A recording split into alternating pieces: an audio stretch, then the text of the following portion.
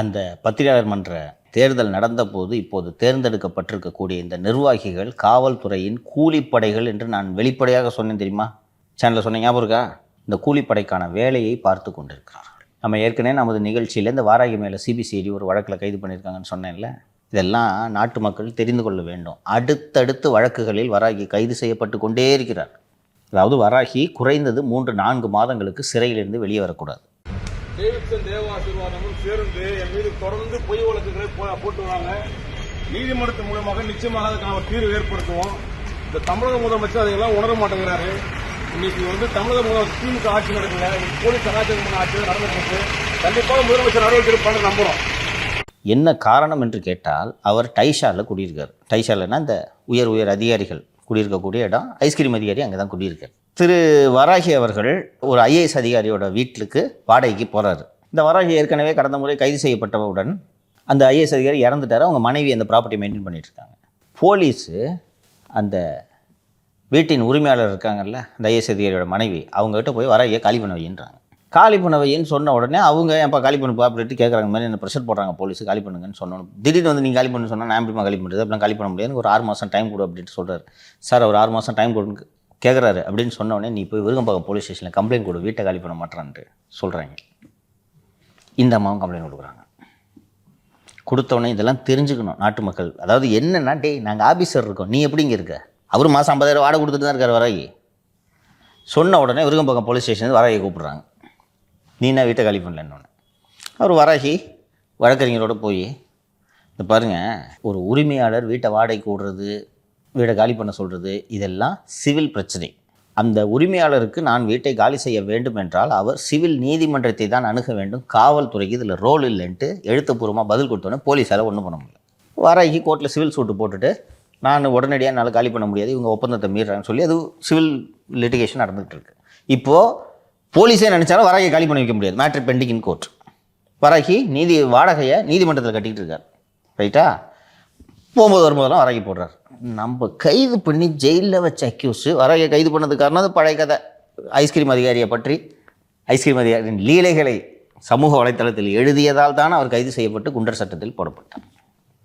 அங்கே ஒரு ஐஸ்கிரீம் அதிகாரிக்கு எல்லாரும் ஏட்டையாவை கான்ஸ்டபிள், ஹெட் கான்ஸ்டபிள் லெவலில் தான் ஆர்டர்லி வச்சுருப்பாங்க. ஒரு எஸ்பி லெவலில் ஆர்டர்லி வச்சுருக்கிறது ஐஸ்கிரீம் அதிகாரிக்கு இங்கே சென்னையில் ஆரோக்கியம் என்ற ஒரு டிசி இருக்கார். அவர் தான் இந்த மாதிரியான 2ஆம் நம்பர் வேலையெல்லாம் ஐஸ்கிரீம் அதிகாரியாக செய்வது. ஸோ இந்த வேலையெல்லாம் நடந்து கொண்டு இருக்குது. ஐஸ்கிரீம் அதிகாரி வாக்கிங் போகும்போது வராகியும் வாக்கிங் வர்றார். நம்ம முன்னாடி இப்படி போகிறானே, இவனை என்ன பண்ணுறது அப்படின்னு அவர் மேலே கேஸ் மேலே கேஸ் போட்டு வராகியை வெளியில் வர விடாமல் பண்ணணும்னு நினைக்கிறாரு. சிபிசிஐடி நான் அன்றைக்கே சொன்னேன்ல, அவர் கொடுத்த கம்ப்ளைண்ட்டில் விசாரிக்கிறதுக்கு வான்னு சொல்லிட்டு அரெஸ்ட் பண்ணி உள்ளே போட்டாங்க. ஓகேவா? நேற்று 2ஆவதாக ஒரு வழக்கில் கைது செய்திருக்கிறார்கள். அந்த வழக்கின் புகார்தாரர் யாருன்னு கெஸ் பண்ணுங்கள். சென்னை பத்திரிகையாளர் மன்றத்தின் செயலாளர் திரு அசீஃப். சென்னை பத்திரிகையாளர் மன்ற ஐஸ்கிரீம் அதிகாரியோட கூலிப்படையாக மாறிடுச்சு நான் சொன்னேன்னா. சக பத்திரிகையாளர் மேலேயே இந்த அசீஃப் கொடுக்குற 2வது கம்ப்ளைண்ட். ஏற்கனவே விஸ்வா என்ற ஒருவர் மீது D1 ட்ரிப்ளிகேனில் கொடுத்தாரு கம்ப்ளைண்ட் சொன்னால், இதுவும் D1 ட்ரிப்ளிகேன். அதுவும் சார் அந்த ஃபஸ்ட்டு வழக்கு என்னன்னு நான் சொல்லிடுறேங்க சார். ப்ரெஸ் கிளப்பை யாரோ ஒரு குக் பண்ணுவாங்கல்ல, அவங்களுக்கு அந்த இடத்தையே கொடுத்துட்டாங்க. அவர் கல்யாணத்துக்குலாம் இங்கேருந்து குக் பண்ணி எடுத்துகிட்டு போய் அவருக்கு கட்டுப்படி ஆகல. அங்கே கேன்டீன் நடத்துறது ஒரு கட்டுப்படி ஆகல. ஒரு நாளைக்கு 5 சாப்பாடு கூட விற்கல. அதனால அவரோட கேட்டரிங் சர்வீஸ்க்கு தேவையானதெல்லாம் அங்கே சமைச்சிக்கிட்டு இருக்காரு. நீங்கள் இந்த ப்ரெஸ் மீட் நடத்துகிற ஹாலையும் அவருக்கு நீங்கள் கொடுத்துருங்க அப்படின்ட்டு எழுதி. அதில் என்ன தப்பு இருக்குது? அதுக்கு எஃப்ஐஆர். இப்போ அசீஃபோட கம்ப்ளைண்ட்டை படிக்கிறேன். அனுப்புனர் அசீஃப், பொதுச் செயலர், சென்னை பத்திரிகையாளர் மன்றம். ஓகேவா? கடந்த 15/12/2024 அன்று நடைபெற்ற தேர்தலில் புதிய நிர்வாகிகள் தேர்ந்தெடுக்கப்பட்டனர். அதில் நான் பொதுச் செயலாளர் பொறுப்பிற்கும் சுரேஷ் வேதநாயகம் தலைவர் பதவிக்கும் தேர்ந்தெடுக்கப்பட்டோம். இந்நிலையில் சென்னை பத்திரிகையாளர் மன்றத்தின் நிர்வாகிகளுக்கும் பிற பத்திரிகையாளர்களுக்கும் இடையில் பகைமையை தூண்டும் வகையிலும் அவர்களை அச்சுறுத்தும் வகையிலும் அவர்கள் மீது அபாண்டமான உண்மைக்கு புறம்பான குற்றச்சாட்டுகளை உள்நோக்கத்துடன் வைக்கும் வகையில், இதனால் அவர்கள் உயிருக்கே ஆபத்து ஏற்படுத்தும் வகையிலும். குற்றச்சாட்டு வச்சா உயிருக்கு எப்படி ஆபத்து ஏற்படும்? அப்போ தான் இந்த செக்ஷன் வரும். புரியுதா? ஏற்படும் வகையிலும் வராகி என்ற நபர் ஊடகங்களில் பேசி வருகிறார். 22/5/2025 அன்று ஃபைன் டைம் மீடியா என்ற யூடியூப் சேனலில் டாஸ்மாக் பணத்தில் அடிக்கும் கூத்து என்ற தலைப்பில் பதிவேற்றம் செய்யப்பட்டுள்ள வீடியோவில் தன்னை பத்திரிகையாளர் என்று கூறிக்கொள்ளும் வராகி. இதில் தான் எங்களுக்கு பிரச்சனை. நாங்கள் மட்டும்தான்டா பத்திரிகையாளர், வேறு யாரும் பத்திரிகையாளர் கிடையாது.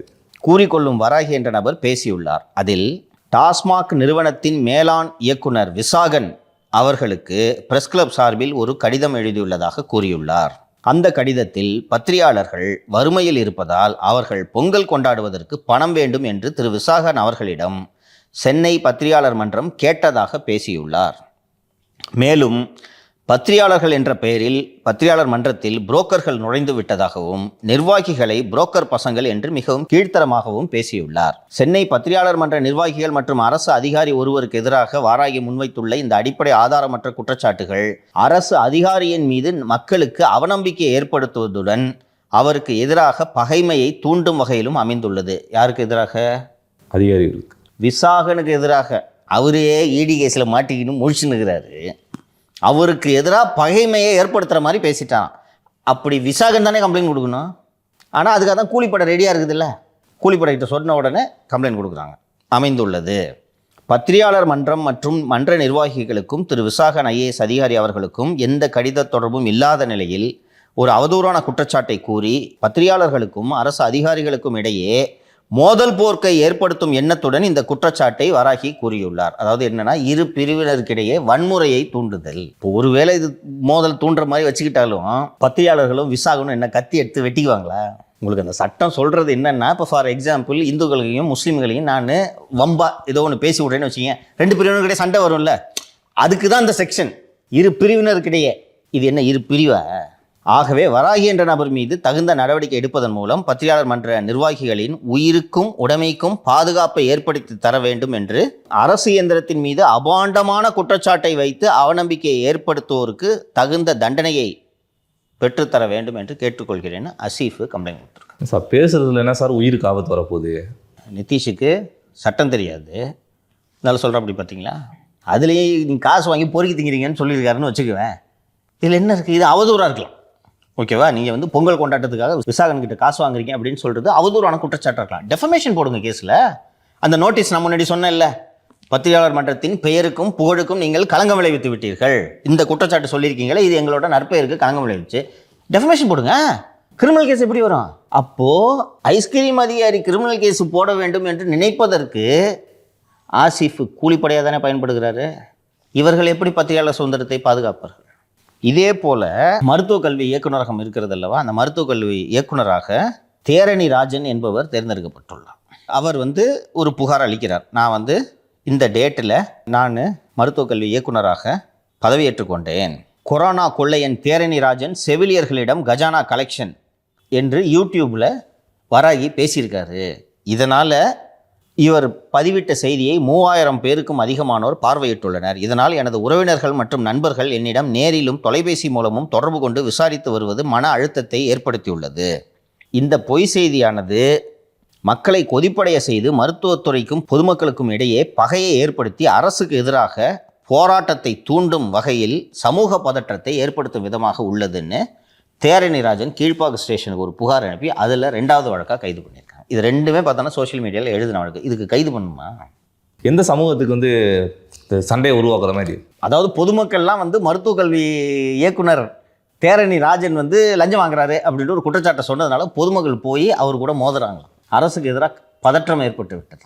ஹாஸ்பிட்டல் ஒழுங்காக நடத்துறதுக்கு துப்பு இல்லை, கார்டியாலஜிஸ்ட் இல்லை, ரேடியாலஜிஸ்ட் இல்லை. இன்னைக்கு கூட நியூஸ் வந்திருக்கு சார், கலைஞர் சூப்பர் ஸ்பெஷாலிட்டி ஹாஸ்பிட்டலில் டாக்டர்ஸ் இல்லை, நோயாளிகள் இல்லை. உன்னை யார் யூடியூப் பார்க்க சொன்னது? வேலை பார்க்க சொல்ல வேண்டியதானே நீ?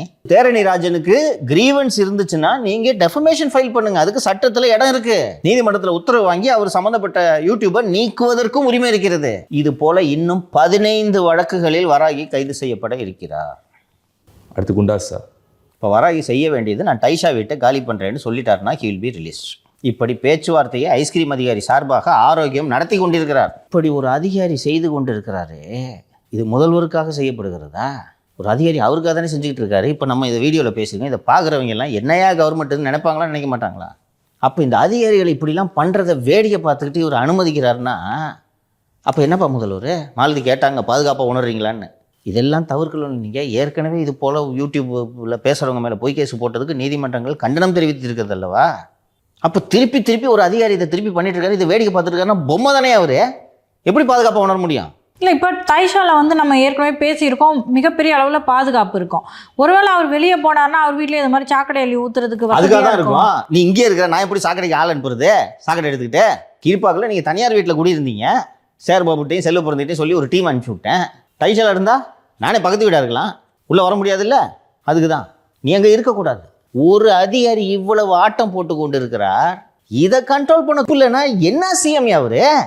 அப்போ இப்போ ஒரு அதிகாரியை கூட கட்டுப்படுத்த துப்பில்லாத ஒரு முதல்வர் தமிழகத்துக்கு தேவையான்றதை தான் மக்கள் யோசிப்பாங்க, முடிவு செய்வாங்கன்றேன். நான் அதைத்தானே உறுதியாக நம்புகிறேன். இன்னைக்கு இதெல்லாம் பார்த்துக்கிட்டு இருக்கிறவங்க புரிஞ்சுக்குவாங்க, ஒன்றும் பண்ண முடியாது.